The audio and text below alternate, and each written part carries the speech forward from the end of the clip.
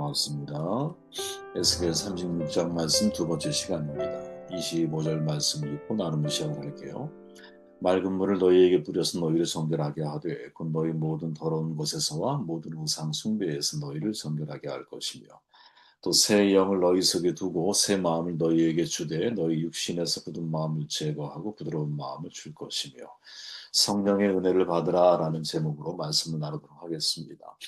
36장은 에스겔 복음의 새 언약의 비전이 선포되죠. 철저하게 하나님의 관점에서 표현되고 있는 에스겔 복음은 내가 할 것이다 이렇게 말씀하고 있습니다. 복음이 뭐냐? 하나님께서 행하시는 거죠. 율법은 우리에게 하라고 명령하지만 복음은 우리에게 하나님이 행하실 거야. 그렇게 그 하나님을 의지하고 하나님을 의존하는 삶을 살아가야 돼. 이것이 공로 없이 주어진 하나님의 주권적인 은혜이죠. 인간의 공로와는 무관한 하나님의 선하십니다. 세 가지 복음을 말하죠. 어제 우리가 한 정결의 은혜에 대해서 함께 말씀을 나누었다면 오늘은 새 영을 너희 속에 두고 새 마음을 너희에게 주되 너희 육신에서 굳은 마음을 제거하고 부드러운 마음을 줄 것이다. 성령의 은혜로 새 영을 통해 부드러운 마음으로 변화되는 것. 이게 정말 에스겔이 우리에게 알려주기 원하는 두 번째 에스겔 복음이다라고 우리는 말할 수 있는 거죠. 에스겔은 정결의 은혜 이후에 성령의 은혜를 말해요. 새 영과 새 마음을 주신다라는 거죠. 다시 말하면 우리의 내면 세계가 변화되는 거예요. 내면이 달라져야 되잖아요. 내 내면이 달라져야 다르게 생각하고 다르게 느끼고 다르게 반응하며 살아갈 것 아니겠습니까? 근본적으로 내면이 변화되지 않으면 사실 우리의 외적인 삶은 뭐 순간적으로 이제 외식하는 삶을 살아갈 수밖에 없는 거죠. 그게 바리새인인 거죠. 내면이 달라지지 않고 겉모습만 변화시키면 외식하는 사람이 되는 거야. 하나님은 단순히 순종을 요구하시는 것이 아니죠. 그분의 영을 우리에게 주셔서 순종이 일어나게 하실 거라는 거죠. 장로교식으로 표현해 보면 성령의 견인하심이 우리 가운데 있는 거죠. 우리가 하나님의 지배를 받고 우리의 굳은 마음이 부드러운 마음으로 변화되는 거죠. 구약에서의 이 이제 이 육의 마음이라고 하는 부드러운 마음이라고 하는 것은 굳은 마음, 부드러운 마음을 표현할 때 구약에서는 인간의 약함, 일시적인 존재임을 의미한다면 신약에서는 사도 바울의 경우 육신적인 생각을 가리키는 거죠. 육적인 마음이 변화되어야 부드러운 마음이 되는 거예요. 사실 이 우리의 마음을 내가 스스로 바꾼다라는 거 쉬운 일이 아니죠. 우리의 마음이 어떻게 부드러워질까? 우리가 하나님의 마음을 알아가면 알아갈수록 더 부드러워지는 것이 아니겠느냐.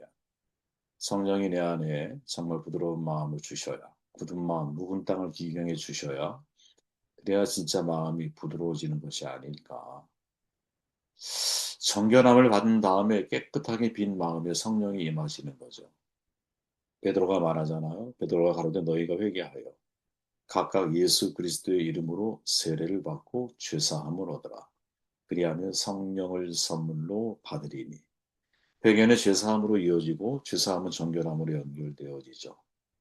그렇게 돌이킴을 경험해보지 못한 사람, 죄사함을 경험해보지 못한 사람은 정결함을 경험하기가 어려운 것이고 마음이 정결해지고 나면 성령이 우리에게 임재하신다라는 것을 베드로는 약속하고 있죠. 왜? 선물이니까.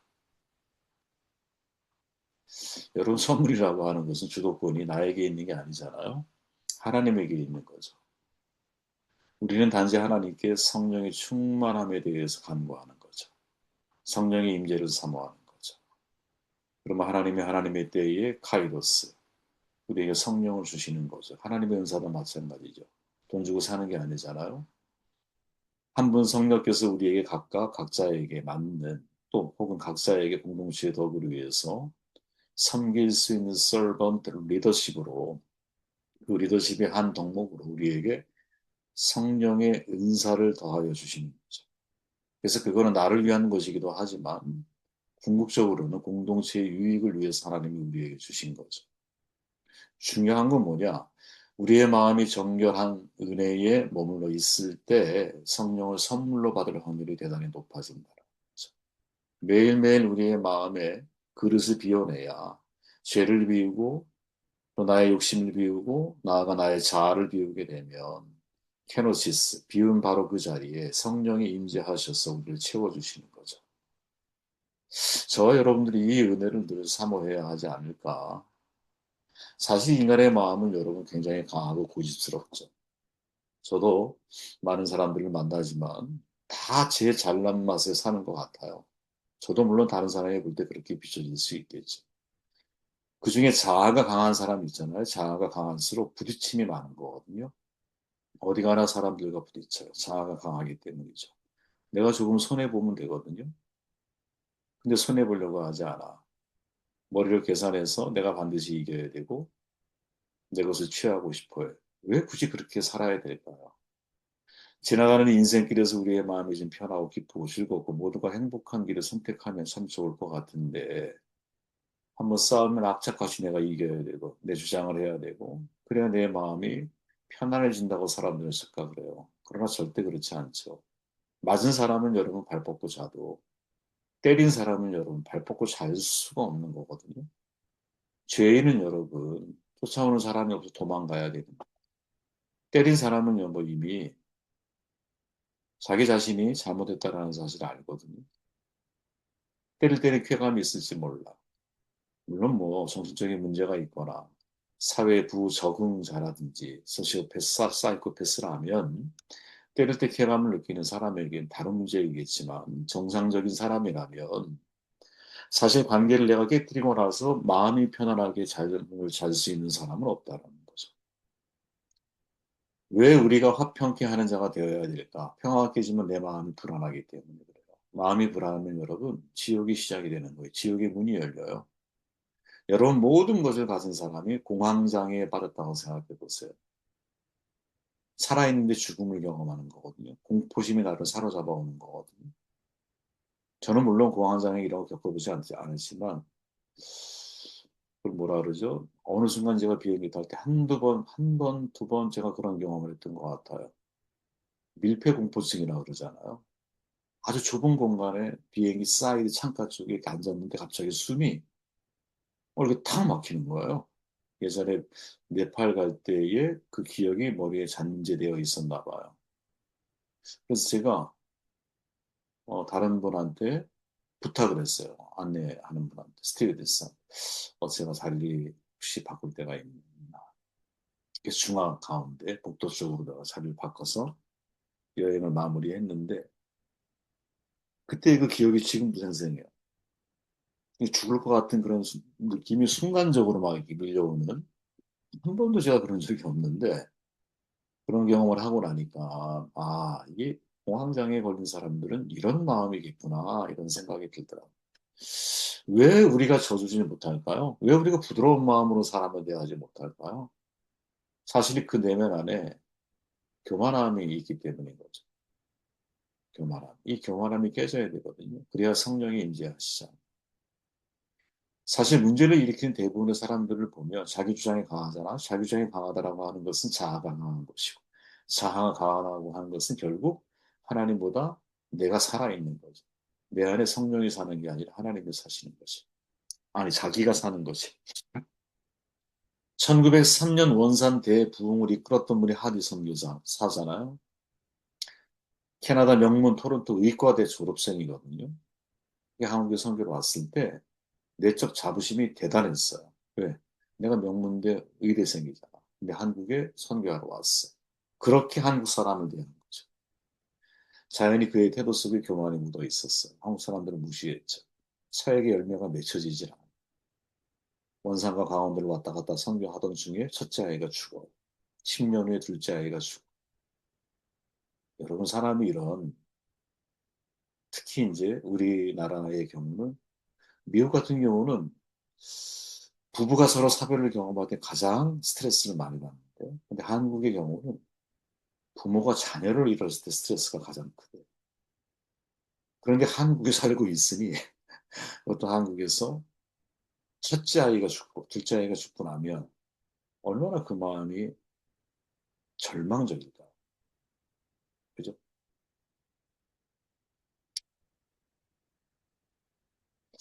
어느 날 중국에서 파이트 선교사람들이 와서, 우리 기도해 좀 하자. 이렇게 제안을 하고, 선교사님이 말씀을 나누기 위해 준비한 말씀이 누가복음 1장 13절이었는데 내용이 이래요. 너희가 악할지라도 좋은 것을 자식에게 줄 줄 알거든 하물며 너희 하나 아버지께서 구하는 자에게 성령을 주시지 않겠느냐. 눈에서 눈물이 막 쏟아지면서 성령이 강력하게 이분에게 임해요. 회개하죠. 자신의 교만과 고집, 완악함을 회개해요. 백인 문화의 우월감으로 한국인을 무시하는 자기 능력만 믿고 자기를 사랑했던 모습이 아주 그냥 뭐 주마등처럼 스쳐가는 거죠. 성령께서 마음속에 너 받은 후에 그대로 선교사를 고백을 해. 이렇게 음성을 들려주셔요. 그때 그 모습을 회상하며 말하죠. 성령이 내게 오셨을 때 성령의 첫 번째 요구는 나의 선교사 생활의 대부분을 함께 보냈던 선교사들 앞에서 나의 실패와 그 실패의 원인을 시인하게 하시는 것이었습니다. 동료 선교사들 앞에서 자기의 부끄러움을 고백한다는 것은 참으로 힘든 일이었습니다. 그러나 눈물로 내가 이렇게 교만해서 하나님은 나를 책망하시고 내 선교사의 삶의 열매가 없었다고 고백할 때 선교사들 모두에게 성령이 임해서 성령 충만을 받고 눈물로 기도하며 큰 하나님의 은혜를 체험하게 되었습니다. 그리고 그대로 회중 앞에 고백하죠. 내가 교만했습니다. 우월감을 가지고 여러분들로 업신여기고 깔봤습니다. 거기 보면 성도들이 다 성령의 불을 받게 돼요. 이 부흥의 열기가 평양대의 부흥으로 연결이 되어지는 거죠. 에스겔 복음 그대로잖아요. 그죠? 새 영을 너희에게 주고 굳은 마음을 어떻게 부드러운 마음으로. 그때 굳은 마음 속에는 뭐가 있어요? 교만이라는 거는 엄청난 그 교만이 깨져야 되죠. 교만이 어떻게 깨질까요? 자기 한계, 자기 생각의 한계, 능력의 한계, 한계에 부딪혀야 돼. 자식을 잃어봐야 된단 말이 아니에요. 이 한계를 빨리 인정하라라. 그리고 그 인정 속에 어떻게 성령의 은혜를 사모해요. 하나님의 일은 하나님이 이루어 가시는 거죠. 우리가 할 수 있는 중요한 일은 하나님 앞에 내 자신을 깨끗하게 비우고 부드러운 마음으로 하나님 앞에 나아가. 저는 여러분 부드러움이 강함을 이긴다고 봐요. 그래서 물이 무서운 거잖아요. 물처럼 부드러운 게 어디 있어? 근데 물은 작은 틈만 있어도 댐을 붕괴시킬 수 있어요. 댐을. 부드러움이 강한 게 강함을 이기는 것이 아니냐. 장석수 시인이 말하죠. 부드러움의 바탕이 뭐냐? 다른 사람에 대한 이해와 배려이다. 저는 굉장히 주목하는 구절이에요. 내가 진짜 부드러운 마음을 가지고 있는 사람은 어떻게 다른 사람에 대한 이해와 배려, 관용의 마음을 가지고 있다. 관용합니다. 그러면 정반대로 내 마음이 굳어지고 있는 증상은 뭘까요? 다른 사람에 대한 이해와 배려가 사라지는 거죠. 지 고집만 내세우는 거. 타협이라는 게 없어. 중재라는 게 없어. 다른 사람의 나와 다른 것은 틀린 거야. 여러분 여기에 어떻게 부드러움이 존재할 수 있겠습니까? 그죠? 여러분 유진 피터슨 목사님께서 메시지라고 하는 그분의 번역본이죠. 이 구절을 뭐라고 번역했냐? 저는 참 공감하는데 이렇게 말해요. 돌로 된 마음을 도려내고 자기 뜻 대신 하나님의 뜻을 쫓는 마음을 줄 것이며 굳은 마음을 히브리어로 돌을 지칭하거든요. 그러니까 돌로 된 마음을 도려내 탁월한 번역이죠. 돌로 된 마음은 생명을 품을 수가 없어. 그러면 부드러운 마음은 어떤 마음이냐? 하나님의 뜻을 쫓는 마음. 그리고 하나님의 뜻을 쫓는 마음이기 때문에 하나님을 사랑하라, 내 이웃을 내 몸과 같이 사랑하라. 타자에 대한 이해와 배려가 가능한 거예요. 돌은 빈틈이 없어. 씨앗이 떨어져도 절대로 살아날 수가 없어. 근데 부드러운 마음이 되어야 비로소 내 안에 생명이 싹 터. 부드러운 마음이 되어야 비로소 타인에 대한 이해와 배려가 가능한 거야. 이 부드러운 마음을 누가 성령께서 내 안에. 그러면 이게 단지 영적인 신비로만 우리가 이 부드러운 마음을 이해할 것이 아니라는 거죠.